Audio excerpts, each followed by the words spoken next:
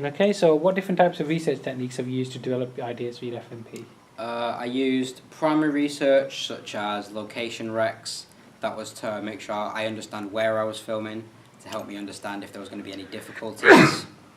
That involved a risk assessment, make sure I knew where everything was, if there were any hazards, windows. I had questionnaires. I gave them out to the audience that would view the film, just to get to know the audience as a whole and just to sort of understand what kind of people they were, what genre they were into, who their favourite actors were, just to sort of get to know them so I knew what kind of film they wanted to see. There was a focus group that we had. That was sort of a direct one-to-one sort of thing. We had we showed them the 3 ideas we had. We showed them examples of the kind of film we wanted to make. Then we gave them all questions. We asked them for feedback. We got a few questions asked about the film, like what was it going to be like? How did we think it would turn out? So we answered that for them. You know, we think the film's going to be like this, or it's going to be like the film was going to be. It was going to be an action film, it was going to be a comedy film, just stuff like that. We had secondary research, such as the equipment list. That was to help me and my team understand what the equipment was we were using, such as a camera and a tripod, where we could rent those from, how accessible they would be. The job roles, I researched a cameraman, a cinematographer, so I could understand what it was like to be a cinematographer, just to sort of get into a state of mind where I knew exactly what I was doing, what shot types to use, what camera angles, to make sure I was doing everything right. I did character bios. That helped me develop my characters through the story, just so I could portray them in the film properly, so the audience knew what kind of character they were, they could understand who they were clearly. The qualitative research was a lot to do with the focus group. It was at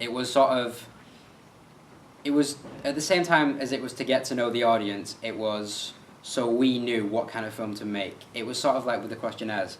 If we get it all into like a pie chart per se, we could sort of evaluate all together what kind of audience it was. I did look at a website which was called PwC. It helped me understand more about real-world applications for media jobs such as an editor or a cinematographer, because obviously it's not just based around film work. You can get a cinematographer can do photography for a company, an editor can edit newspapers, films, TV, just a general area. There were a lot of advantages and disadvantages for my research. It helped me plan the film. It helped me develop my ideas, just so I knew what I was doing. But at the same time, the information I collect can become outdated after time. People can change their minds. They can be into a different genre after a bit. Yeah, it can affect how the film looks, because it's like, for example, Jurassic Park. In the day, that would have been like a huge blockbuster, whereas if you compare it to today's graphics, the audience won't have the same effect going back and watching it again today.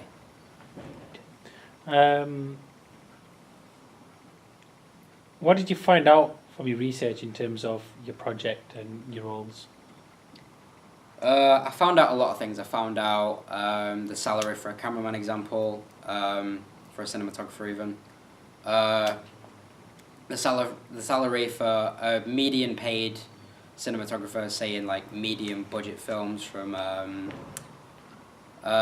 small companies, it can range between £27,000 and £32,000 a year, which is a lot of money when you think about it, if all you're doing is holding a camera. Even though there is a lot of work involved, if you think of it like that, it is just a simple process of just aiming a camera.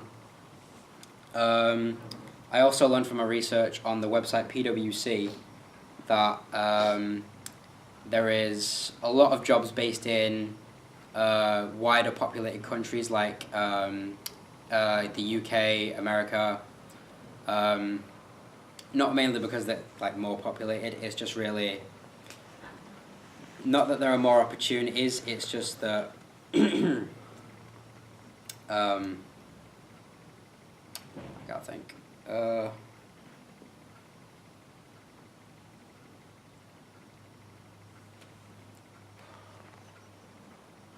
Okay, let's move on. How did your research enable you to create your FMP? How effective was it? It was very effective when it came to defining characters, deciding what they were going to be like, what kind of personality they would have. I went online, I looked at characters that have been portrayed by actors such as Alan Rickman's Professor Snape in Harry Potter. He was like, he was a stern character, he kept to himself a lot, and he had that sort of personality about him where you knew straight away what he was trying to portray. You knew what kind of story he was trying to tell about the character. With the equipment list as well, that helped me sort of budget with. It helped me budget the film. It helped me to. What's the word now? It helped me to finalise what kind of film I was going to make, because obviously there's not a big budget for sort of a college production, so you can't have like explosions and stuff like that.